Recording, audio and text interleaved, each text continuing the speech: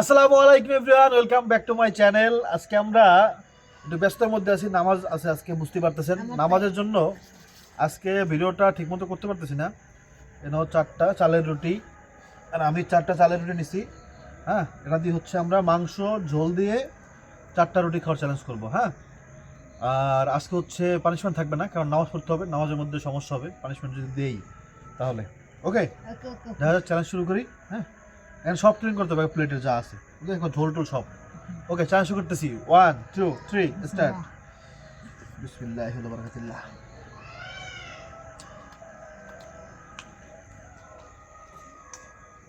হুম,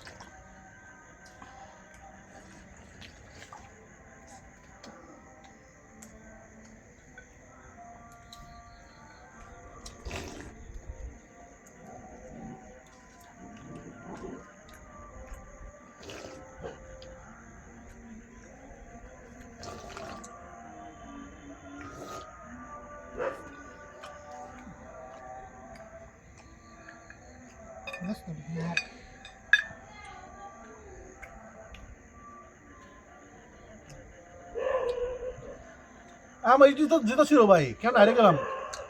মাঝখানে স্লো হয়ে গেছিলাম আমি। কেন চলে হয়েছে? কি চিন্তা মাঝখানে আমি স্লো হয়ে গেছিলাম, একটা চিন্তা করছি। কি চিন্তা এক মুনাফেক আজকে যে সবে বরাতের নামাজ, হ্যাঁ, আজান হচ্ছে, গজল হচ্ছে, এই সময় সে একবারে ভোর দিন মানে আজানের উপরে দিয়া। হ্যাঁ, তো ওটা চিন্তা করছিলাম যে ও জীবন হইতে পারবে না, ও নির্বাচন জিততে পারবে না, এটা চিন্তা করতেছিলাম আর কি। এই চিন্তার মধ্যে মধ্যে রোজা জিতে গেছে।